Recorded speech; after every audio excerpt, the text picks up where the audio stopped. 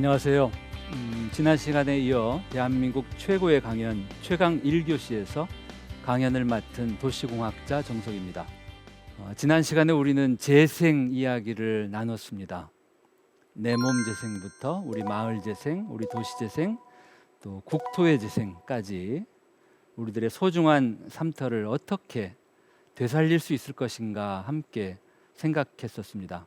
개발 시대에 우리는 너무나 빨리빨리 한꺼번에 우선 당장만 중시했던 삶을 이제는 접고 재생 시대에 차근차근 천천히 그리고 오래오래 지속 가능하도록 우리들의 삶을 또 우리들의 삶터를 내 손으로 우리 손으로 돌봐야 합니다. 이 시간에는 걷는 도시 이야기를 할까 합니다. 안전하게 그리고 편안하게 마음껏 걸을 수 있는 도시가 진짜 좋은 도시, 행복한 도시죠. 오늘 강연 주제는 걷는 도시, 행복한 도시입니다.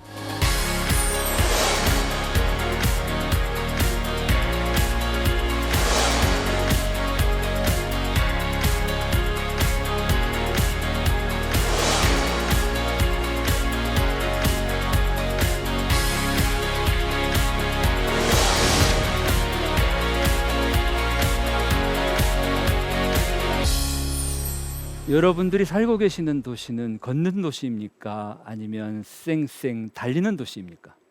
우리 도시를 자동차 중심의 도시로부터 사람을 주인으로 섬기는 도시로 바꾸기 위해 지난 25년 동안 눈물겨운 노력들을 해왔습니다. 걷는 도시 만들기 25년이라고 아마 불러도 좋을 것 같아요. 누구나 다 자동차를 보유하고 타고 다니는 시대를 자동차 대중화 시대라고 우리가 부릅니다. 영어로는 모토라이제이션이라고 하죠. 아마도 대한민국이 자동차 대중화 시대를 맞은 때는 1990년대 초반일 것 같아요. 그런데 그 당시 우리 국가나 또는 도시의 이 교통정책은 공급정책이었습니다. 자동차가 계속 늘어나니까 이 자동차가 달리는 데 필요한 차도를 또 주차장을 점점 더 많이 공급해주는 공급정책이었죠. 그런데 어떻게 되겠어요? 차도를 더 넓혀주면 자동차가 더 빠른 속도로 늘어납니다. 주차장을 더 많이 지어줘도 자동차가 늘어나는 속도를 감당할 수가 없죠. 그래서 선진국부터 교통정책을 바꿉니다. 수요관리정책으로. 자가용을 누구나 타고 다니는 도시는 답이 없죠. 노답. 그래서 선진국들부터 대중교통을 더 우선시하고 대중교통을 이용하면 더 유리하게 그리고 오히려 자가용 이용을 불리하게 하는 이걸 이제 수요관리정책이라고 하는데 이렇게 교통정책을 바꾸었죠. 그렇지만 공급정책으로 우리가 교통정책을 펼치던 그 시대는 정말 말 그대로 자동차 도시였습니다. 도저히 사람은 걸 수 없는 도시였죠. 이 초등학교 앞 그 당시 통학로의 풍경입니다. 길가에는 자동차들이 줄을 지어 주차해 있고 그 사이를 자동차들은 또 쌩쌩 달리고 그 틈새를 우리 아이들이 걸어서 학교에 오고 가야 했던 시절. 교통사고도 많이 났고 또 그 희생도 아주 컸죠. 지방에 가보면 시골에 가보면 차가 다니는 차도는 만드는데 사람이 정작 걸을 보도는 아예 만들지 않는 아예 보도가 없는 도로가 아주 부지기수였습니다. 70년대 초 일본 도쿄 도지사였던 미노베 료기치 도지사는 이 도로를 만들 때 자동차를 위한 차도를 먼저 만들고 남는 공간으로 보도를 만드는 그 당시의 도로 방정식을 바꿨습니다. 도로 빼기 차도는 보도였던 그 도로 방정식을 도로 빼기 보도는 차도다라고 하는 미노베 방정식으로 바꾼 거죠. 그러니까 사람들이 걸어 다니는 데 필요한 보도를 먼저 만들고 그 나머지 공간으로 차도를 만들어라. 완전 역발상이었죠. 우리들의 70년대, 80년대, 90년대 이런 상황에서 우리가 걸었습니다. 제가 신혼 때 살았던 서울 잠실 신천역, 지금은 이제 세내역으로 이름이 바뀌었죠. 교차로 풍경입니다. 원래는 이곳에 내박응양 모두 횡단보도가 있었어요. 그런데 지하철 2호선 신천역이 개통이 되면서 이 넓은 이 올림픽로를 건너는 횡단보도 두 곳을 지워버렸습니다. 왜 지었을까요? 그 당시 우리 도로교통법 시행규칙 제11조 횡단보도 설치 기준 조항을 보면 횡단보도와 육교와 지하도는 200m 이내에 병행 설치하지 마라, 이런 조항이 있었습니다. 횡단보도가 있는데 지하철이 개통이 되니까 지하도가 생겼죠. 그래서 횡단보도를 지운 겁니다. 자, 이쪽 2단지에 살고 있는 사람들이 대각선 방향의 새마을상에 건너가려면 횡단보도가 사라졌어요. 횡단보도를 접고 아이를 안고 지하도를 건너가야 하는 불편을 강요했던 거죠. 아주머니 한 분이 유아차에 아이를 태우고 지금 이곳에서 잠깐 대기하고 있다가 자동차 신호가 초록색으로 바뀌니까 유모차와 함께 달립니다. 횡단보도가 없는 교차로에서 이렇게 길을 건너야 했던 그런 때였죠. 아마도 경찰관이 건너편에 있었다면 무단횡단으로 단속을 했을지도 모릅니다. 횡단보도가 설령 있다 하더라도 보행자들에 대한 이 녹색 신호의 배려는 아주 박했습니다. 할머니가 지금 천천히 횡단보도를 건너오고 계시죠. 절반쯤 왔을 때 신호는 빨강색으로 바뀝니다. 할머니는 나머지 도로의 절반을 건너가셔야 하는데 자동차들이 경적으로 울리면서 빨리 비키라고 밀어붙였던 그런 시대였죠. 비슷한 시기에 미국의 샌프란시스코에 출장을 가서 제가 직접 찍은 사진입니다. 노부부가 천천히 횡단보도를 건너가고 계시죠. 그 신호 색깔을 유심히 보십시오. 중간쯤 건너갔을 때, 또 3분의 2쯤 건너갔을 때, 길을 다 건너갔을 때, 그리고 이미 한참 지나갔을 때까지 보행자 신호는 여전히 초록색 신호입니다. 왜 우리는 보행자들에게 충분한 녹색 신호를 주지 않고 왜 샌프란시스코는 보행자들에게 충분한 신호를 주고 있을까? 그 원인이 있습니다. 그 원인은 바로 도로의 폭입니다. 샌프란시스코는 이 블록의 크기가 작고 또 사람들이 길을 건너가는 바로 그 도로의 폭이 그렇게 넓지 않습니다. 불과 한 20m 안팎. 그런데 잠실의 신천역 교차로에 있는 이 넓은 길은 광로입니다. 도로폭이 50m가 넘죠.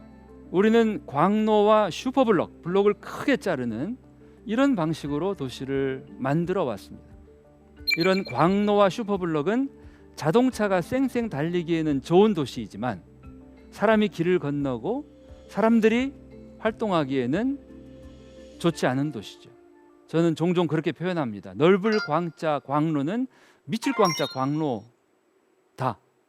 다행히 요즘에는 이런 넓은 차도를 줄이고 보도를 넓히는 도로 다이어트 사업들을 하고 있죠. 이것이 90년대 당시 서울의 또 우리나라 도시들의 현실이었습니다. 그때 제가 서울연구원에서 보행환경 연구를 하면서 만들었던 말이 있습니다. 보행 3불의 도시를 보행 3편의 도시로 바꾸자. 보행 3불의 도시는 뭐냐? 걷는 게 불안하고 걷는 게 불편하고 걷는 게 불리한 도시, 이런 도시를 바꾸자. 어떻게? 걷는 게 편안하고 걷는 게 편리하고 걸으면 걸을수록 나에게 편익이 있는 그런 도시로 바꾸자. 이것이 바로 90년대에 시작되었던 걷는 도시 만들기, 걷고 싶은 도시 만들기, 걷고 싶은 서울 만들기였죠. 90년대 후반, 저는 연구원에서 책상머리에서만 연구를 하지 않았습니다. 자동차 위주 서울을 바꾸기 위해서 매일같이 현장에 나가서 사진을 찍고 사람들을 만났고 또 시민단체들과 함께 운동에 참여를 했죠. 그때 96년 한 해 동안 시민단체와 저희 연구자들 또 서울시의 공무원들 또 서울시 의원들이 함께 모여서 걷고 싶은 서울 만들기 운동본부를 만들었습니다. 그리고 1년 동안의 그런 운동의 결과로 우리나라에서 가장 빠르게, 아니 세계에서 최초로 서울시 보행조례가 제정이 되었죠. 서울특별시 보행권 확보와 보행환경 개선에 관한 조례가 97년 1월에 제정이 되었습니다. 그러면서 서울이 변화하기 시작했죠. 지금의 덕수궁길을 가면 이렇게 차도가 일방통행으로 이렇게 구불구불 천천히 가고 나머지 넓은 공간들은 전부 보행자들에게 주고 있죠. 그리고 주말이라든지 특정 시간대는 아예 자동차 통행을 막습니다. 그 덕수궁길이 이렇게 바뀌게 되었던 게 96년입니다. 그 이전의 덕수궁길은 이런 모습이었어요. 차는 왕복으로 다니고 사람들은 돌담 가까이에 옹색한 공간에서 걸어야만 했죠. 이 덕수궁길은 서울에 아마도 우리나라에 가장 먼저 만들어진 보행 우선도로입니다. 말 그대로 사람과 차가 함께 쓰는 도로인데 주인은 보행자다. 그래서 보행 우선도로인 거죠. 예술의 전당을 가려면 과거에는 지하도를 건너가야 했습니다. 왜냐하면 남부순환도로 도로상에 횡단보도가 없었기 때문에. 그래서 이 문화공간을 찾아가는 시민들이 매일같이 계단을 오르내려야 하는 이런 불편을 겪었는데 1990년대 후반 횡단보도가 복원이 되었죠. 횡단보도가 복원이 되면서 건강한 사람들뿐만이 아니라 어르신들도 아이들도 걷는데 불편을 겪는 장애인과 보행 약자들도 편안하게 길을 건널 수 있게 되었죠. 서울의 인사동에서 또 대학로에서 또 관철동에서 차 없는 거리, 주말 차 없는 거리가 등장했습니다. 주중에는 당연히 차가 다니던 길이지만 일요일이 되면 차량 통행을 막고 이 차도 전체를 사람들에게 내어주었죠. 막 그 당시에 대학로에 이 차 없는 거리를 할 때는 많은 청년들이 시민들이 모여서 길에 앉아서 이 차 없는 거리를 즐겼던 그런 기억들이 납니다. 2004년에는 서울시청 앞 광장이 새롭게 변화했죠.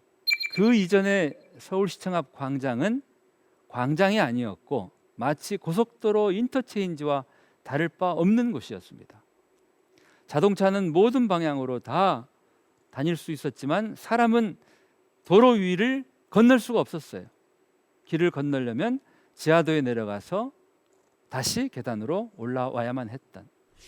물론 2002년 월드컵 경기가 열릴 때 많은 시민들이 바로 이곳에 앉아서 거리 응원을 했었죠.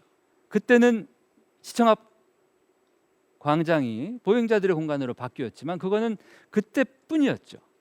그래서 2004년에 이곳을 사람들이 쓸 수 있도록 광장을 만들고 또 횡단보도를 그어서 이제는 사람들이 길을 걸을 수 있게 된 거죠.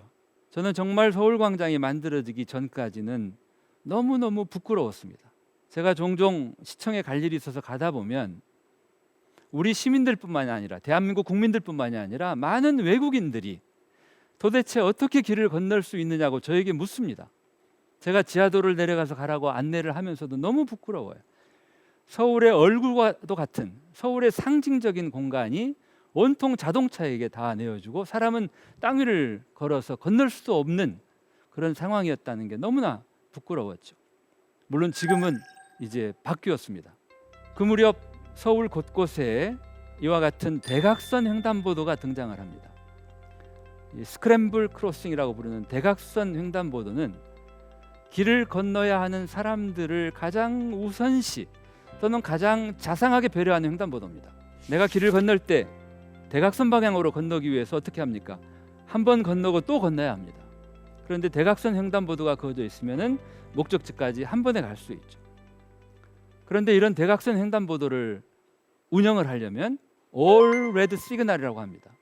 그러니까 자동차 입장에서는 모든 차들이 다 멈춰야 하는 이 신호 주기를 하나 더 가져야 되기 때문에 자동차 입장에서는 조금 불편을 느낄 수 있지만 사람에게는 더없이 친근한 또는 친절한 횡단보도라고 할 수 있죠.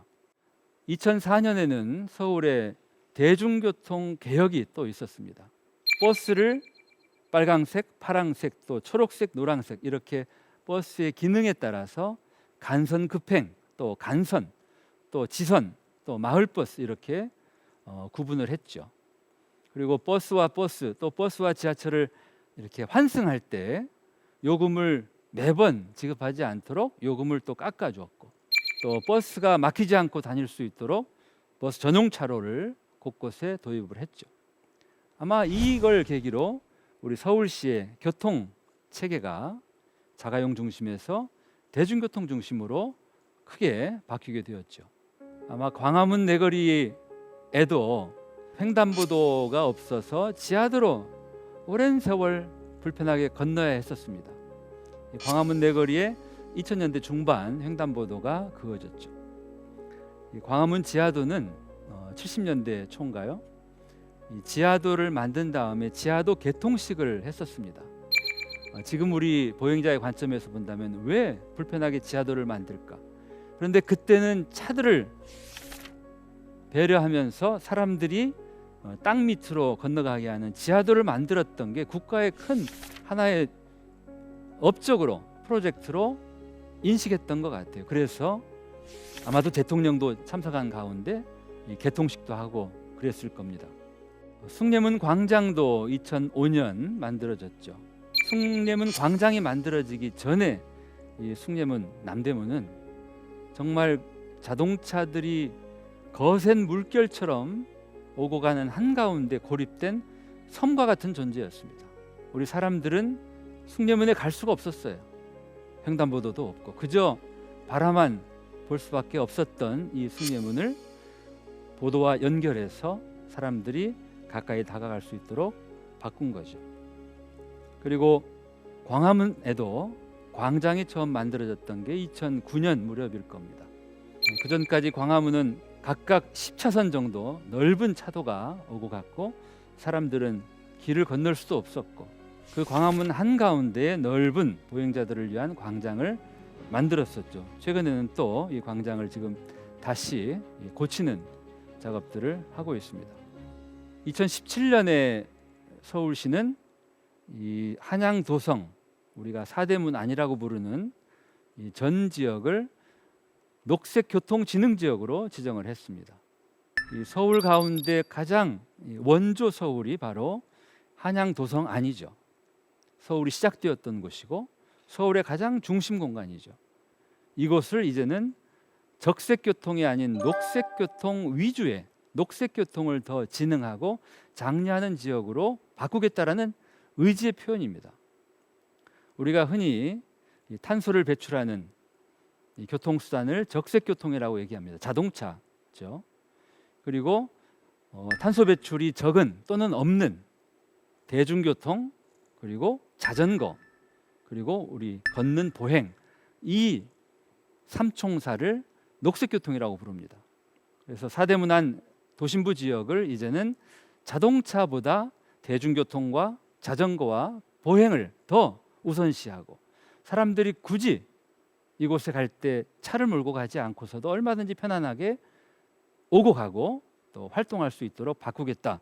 이게 바로 녹색교통지능지역을 지정한 이유죠.